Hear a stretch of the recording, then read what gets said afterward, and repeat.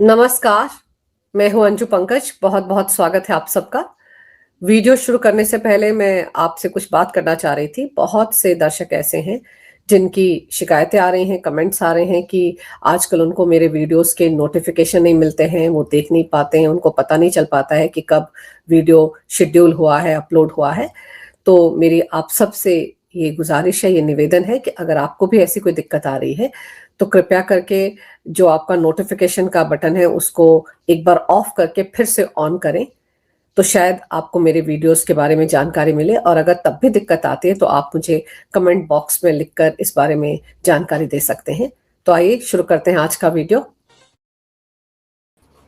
नमस्कार जनरल साहब, बहुत-बहुत स्वागत है आपका। जय हिंद अंजू, नमस्कार। जय हिंद सर।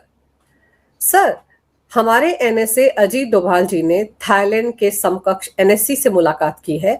और आजकल थाईलैंड भारत में चर्चा में इसलिए है सर कि जब से वो जॉर्डन ब्राउन नाम का अमेरिकी नेपाल बॉर्डर से पकड़ा गया है, और उसने ये खुलासा किया है कि वो थाईलैंड पहुंचा था, वहां पर उसका पासपोर्ट गुम हो गया, फिर वो समंदर के रास्ते श्रीलंका पहुंच गया। तो ये जो सिक्योरिटी के लिए एक तरह से थ्रेट दिख रही है सर, क्या इसी मुद्दे पर थाईलैंड के एनएससी के साथ उन्होंने बातचीत की होगी? अंजू देखिए, थाईलैंड के एनएसए से जो बातचीत हुई है वो बिम्स्टेक के ओवरऑल जो जो जो बातचीत चल रही है उसका हिस्सा है। लेकिन मैं आपको निश्चित रूप से ये बात बता सकता हूं कि जब थाईलैंड के एनएसए से बातचीत हुई होगी तो इस महत्वपूर्ण मुद्दे को निश्चित रूप से उठाया गया होगा। इसमें मुझे कोई संदेह नहीं है, क्योंकि ये जो व्यक्ति पकड़ा गया है इसके साथ बहुत सारी चीजें ऐसी हैं जो इसके पूरे के पूरे सिस्टम को संदिग्ध बना रही हैं। और ये क्या है और इसका उद्देश्य यहां आने का क्या था, इसके ऊपर एक संशय की सिचुएशन बनी हुई है। दूसरी चीज जो है कि जिस प्रकार का इसको यहां सपोर्ट मिला है इंडिया में, पहली बात बिना पासपोर्ट के इंडिया में आना, उसके बाद इतने समय तक इंडिया में रहना बिना किसी कागजात, बिना कागजात के, फिर इसको यह पता होना कि मैं अगर यहां से भाग करके नेपाल निकल जाऊंगा तो आसानी से भारतीय सुरक्षा एजेंसी के जद से बाहर हो जाऊंगा, वो इसको मालूम होना, इसका वहां तक पहुंच पाना, उसके बाद वहां पर ऐसे रास्ते का प्रयोग लान करना जो कि आमतौर पर प्रयोग जिसका नहीं होता है, ये इनपुट भी उसके पास कहीं ना कहीं से आया है। मैं क्या इंडिकेट करने की कोशिश कर रहा हूं अंजू, कि इस प्रकार की गतिविधियां पिछले कुछ दिनों में, चाहे वो मिजोरम हो, चाहे मणिपुर हो, जैसलमेर हो, कहीं भी हो, ये बढ़ती हुई नजर आई हैं। और बहुत सारे ऐसे संदिग्ध विदेशी नागरिक पकड़े गए हैं जिनकी जो कार्यवाहियां थी, गतिविधियां थी, वो निश्चित रूप से भारत की सुरक्षा की ओर से बिल्कुल सही नहीं थी। और वही का वही हाल इसके साथ हुआ है। फिर उसके बाद जब बातचीत हुई, इसको एसएसबी वालों ने पकड़ा, और तब पकड़ा जब ये कोई 20-25 मीटर या बहुत ही कम डिस्टेंस दूर रह गया था इंडो नेपाल बॉर्डर से, और वो 25 मीटर और भाग गया होता तो वो निकल गया होता हमारे हाथ से। तो जब उसको पकड़ा गया और जब उससे बातचीत हुई, न केवल एसएसपी बातचीत कर रही है, यूपी की पुलिस बातचीत कर रही है और इंटेलिजेंस एजेंसियां भी उसके साथ उसको इन्वेस्टिगेट कर रही हैं, तो उससे एक चीनी पासपोर्ट मिला।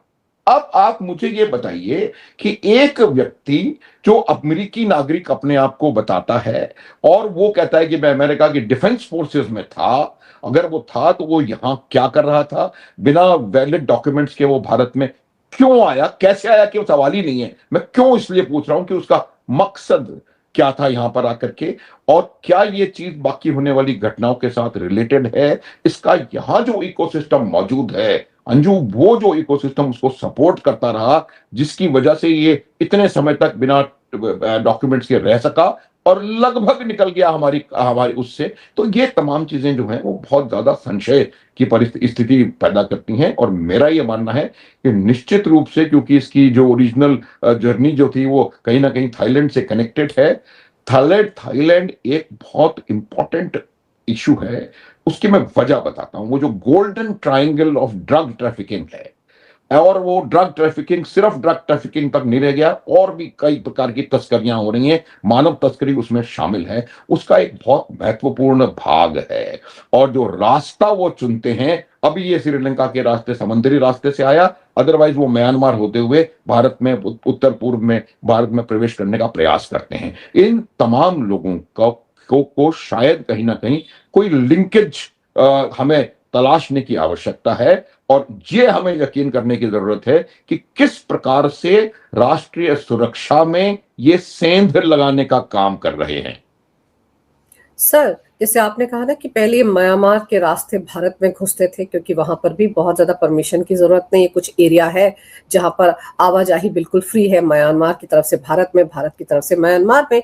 लेकिन सवाल ये कि ये बताया जाता है कि अमेरिका की नेवी में काम करता था, स्पेशल फोर्सेस के साथ काम कर चुका है, 70 देशों में यात्रा कर चुका है।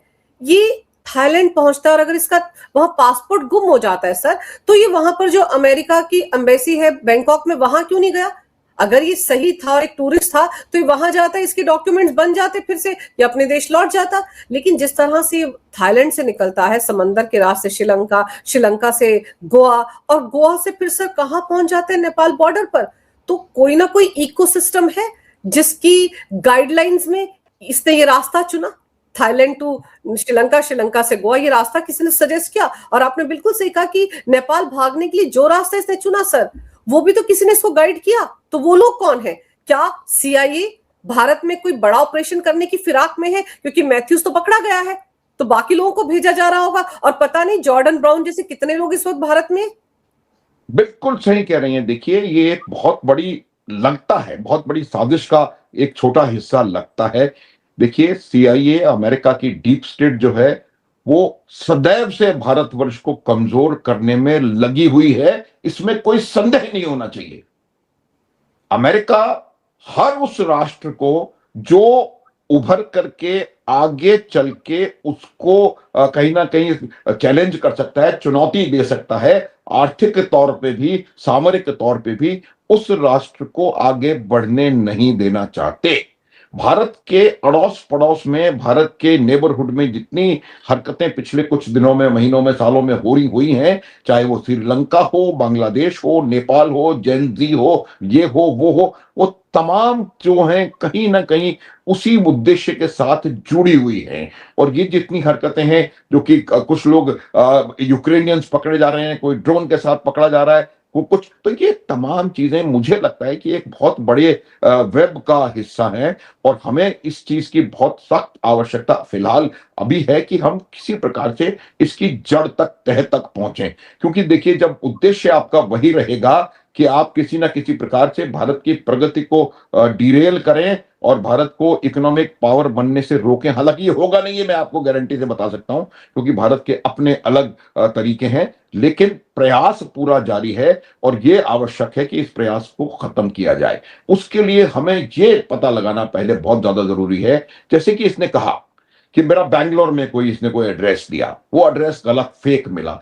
हमको ये तमाम चीजें जो जो यहां पर जो इनका जो इकोसिस्टम चल रहा है, उसको आइडेंटिफाई करने की जरूरत है, उसको ब्रेक करना है। ये बार बार इसको हम उससे साथ कनेक्ट करें। तहावुर राणा, हेडली 8 महीने भारतवर्ष में रहे, भारत के जगह जगह शहरों में जा जा करके उन्होंने रैकी करी। वो हेडली भी तो अमेरिका से कनेक्टेड था, तहावुर राणा भी तो अमेरिका से हमने वापस हमारे पास आया है। तो ये तमाम चीजें जो हैं, वो एक ओवरऑल जो इनका जो एम रहा है, उससे कनेक्टेड हैं।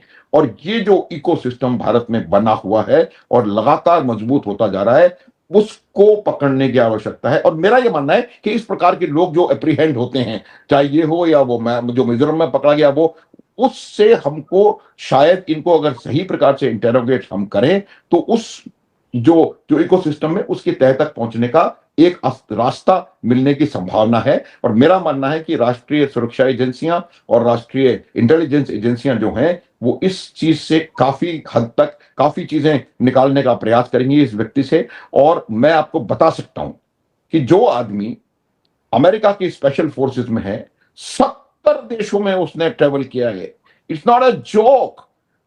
70 देशों में ट्रेवल अगर उसने किया है, तो वो किसी ना किसी चीज का हिस्सा है। कोई, मैंने ऐसे ट्रेवलर्स नहीं देखे जो कि बिना बात में 70 देशों में, 80 देशों में। तो मेरा ये मानना है, हो सकता हो जेन्युइन ट्रैवलर हो, लेकिन मेरा यह मानना है कि एक अमेरिकी स्पेशल फोर्सेस का बाशिंदा जो कि 70 देशों में ट्रैवल किया, गलत डॉक्यूमेंट्स के साथ यहां आया, बड़े आराम से वो थाईलैंड में अपने आप को दोबारा डॉक्यूमेंट्स बनवा सकता था, जो कि उसने नहीं किया।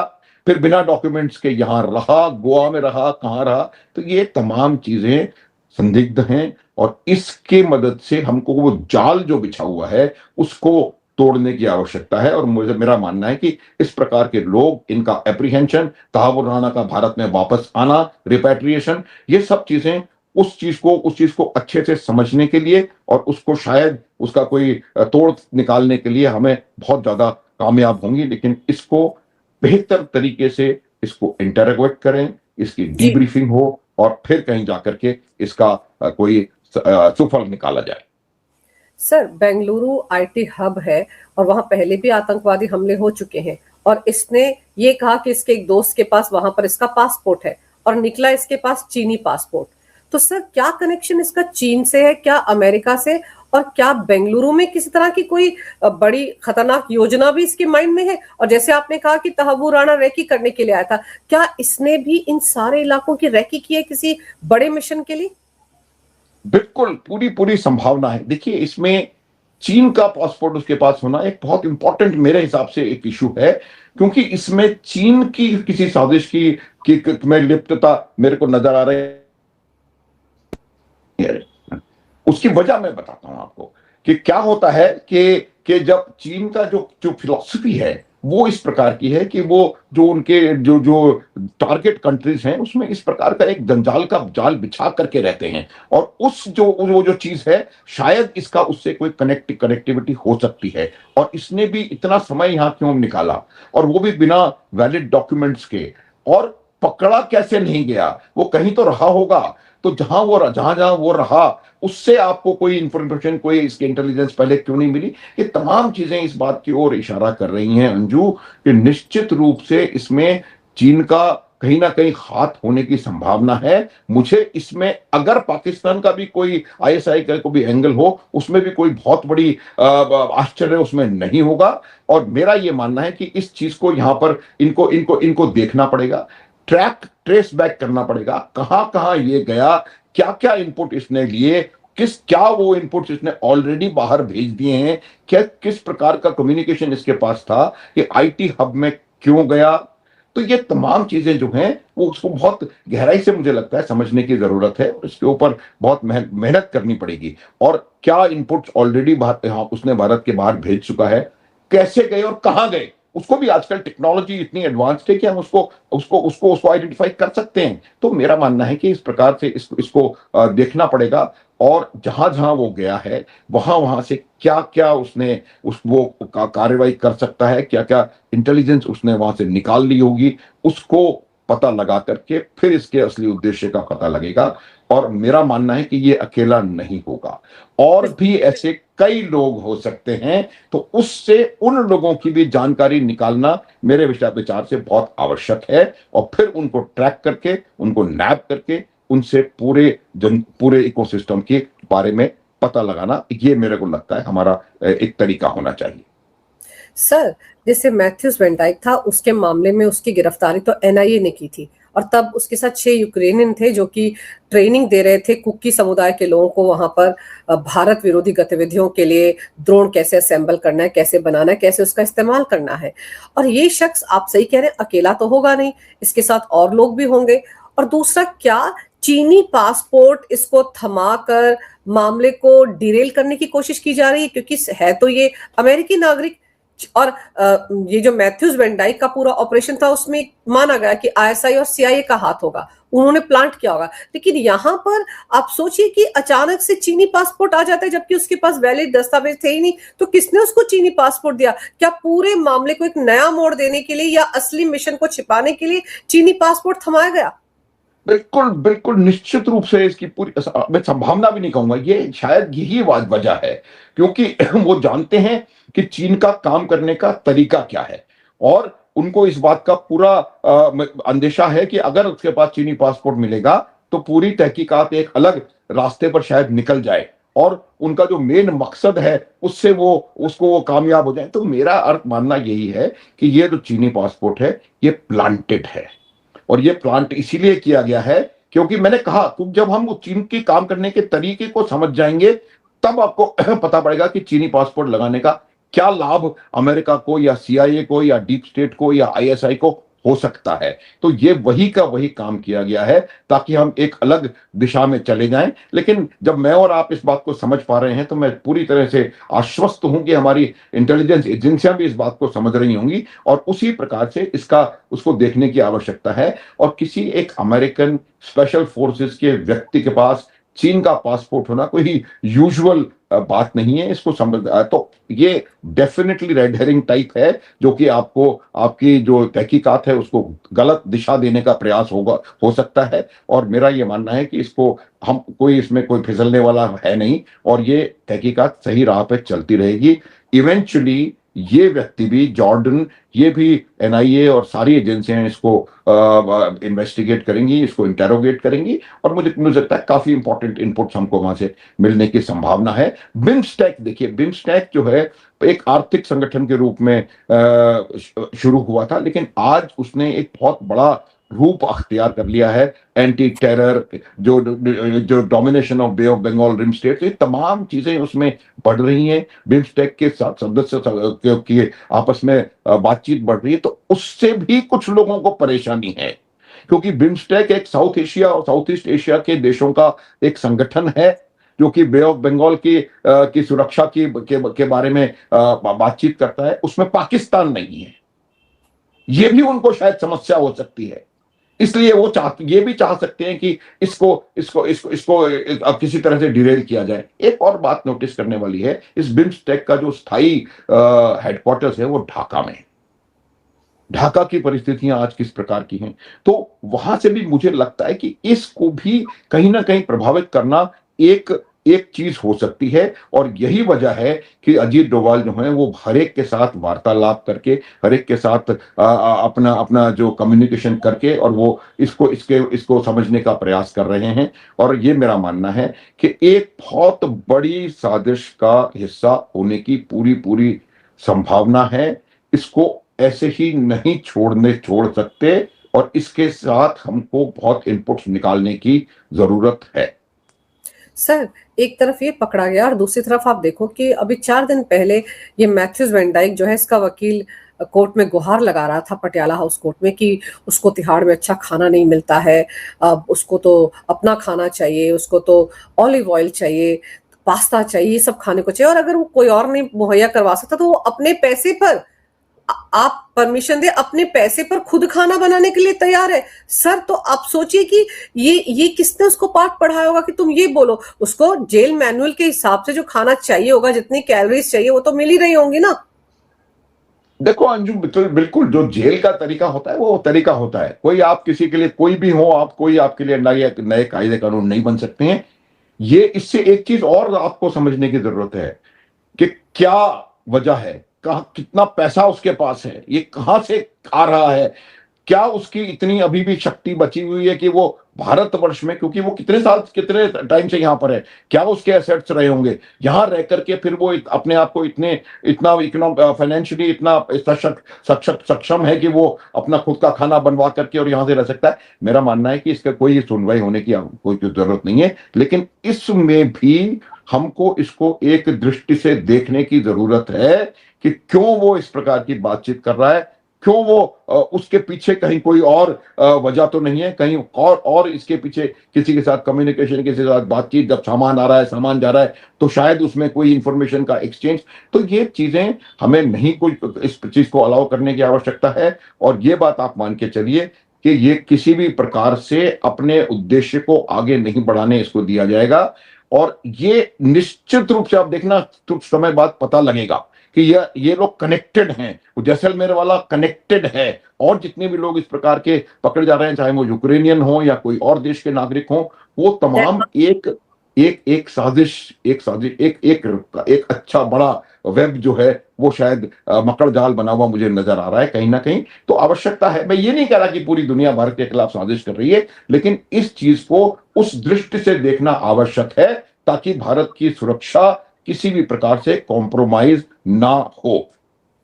सर सुरक्षा कॉम्प्रोमाइज ना हो सबसे बड़ी चुनौती तो ये है, लेकिन दूसरी तरफ आप ये देखिए कि मैथ्यूज वैन डाइक ये जो हरकतें कर रहा है कि मुझे अच्छा खाना नहीं मिल रहा है, बड़ा ऑयली फूड मिल रहा है, इस तरह से ये भारत की इमेज को भी तो एक तरह से अंतरराष्ट्रीय मंच पर नुकसान पहुंचाने की कोशिश कर रहे हैं ना, कि देखिए भारत हमारे नागरिक को रखे हुए है, उसको रिहा भी नहीं कर रहा है और उसको जेल में कितनी यातनाएं मिल रही हैं, बेचारे को खाना नहीं मिल रहा है। और उसकी वो तस्वीरें भी तो वायरल हो जाती है ना सर, जब वो व्हील चेयर पर आता है 12 बजे में उसके, और पूछताछ में बहुत सारे राज भी खोल रहा है, बता रहा होगा कि वो क्यों यहाँ पर आया था, किस मकसद से आया था। पोल पट्टी तो खुलेगी, सर्जियो गोर दौड़े दौड़े उसके लिए गए थे ना अमित शाह से मिलने के लिए और एनएसए अजीत डोभाल से मिलने के लिए।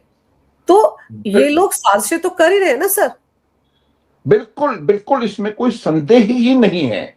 जिस प्रकार से उनका रिएक्शन है, वो भी किस समय, क्या हालात थे, कब रुक सकते थे कुछ देर के लिए, वो तमाम चीजें हैं, वो इस बात को बिल्कुल क्लियर कट दिखाती हैं कि इसमें अमेरिकन डीप स्टेट और सीआईए पूरी तरह से लिप्त है।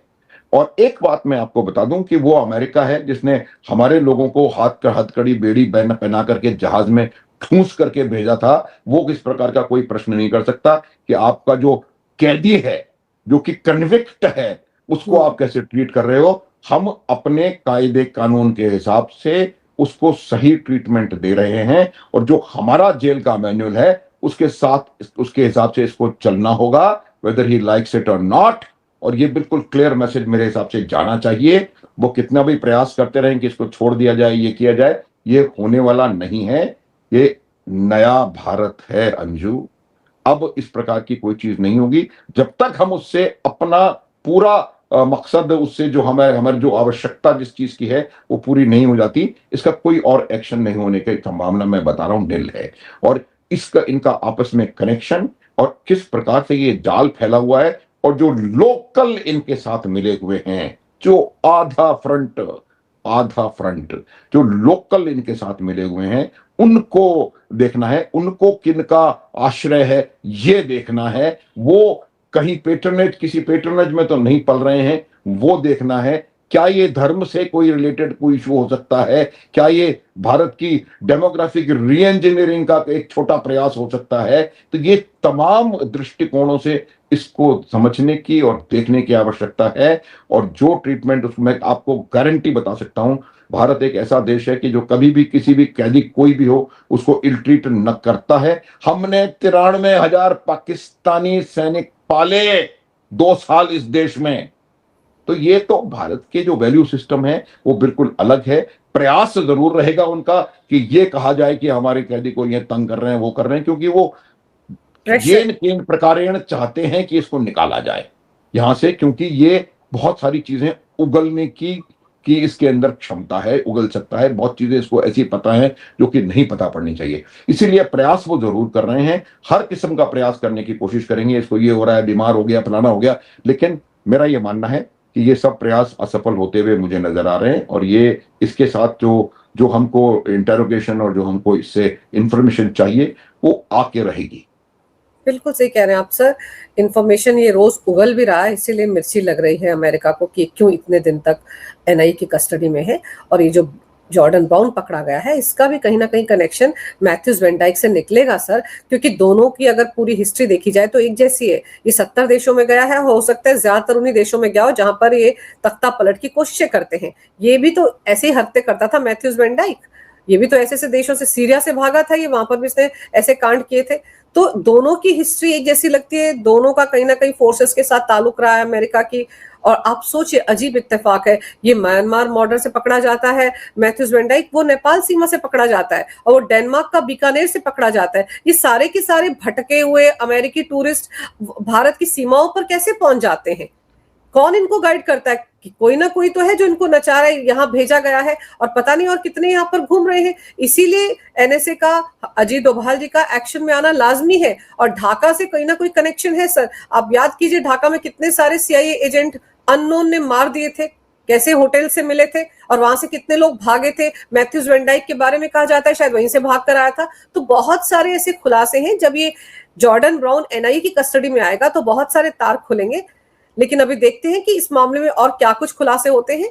चाइना का पासपोर्ट थमाया गया है सर, जरूर पूरी की पूरी जांच पड़ताल को डीरेल करने के लिए किया गया है, ताकि सीआईए बच जाए कि अरे इसका तो चाइना से ताल्लुक है। और भारत की चाइना के साथ जो भी दोस्ती आजकल हो रही है उससे अमेरिका अच्छा खासा चिढ़ा हुआ है, तो ये वो दाव भी हो सकता है। सर, आपने समय निकाला, बहुत विस्तार से इस विषय पर बहुत अहम जानकारी मेरे दर्शकों को दी। आपका बहुत बहुत धन्यवाद। नमस्कार। भारत माता की जय। वंदे मातरम। जय हिंद। जय हिंद, जय भारत। जय भारत।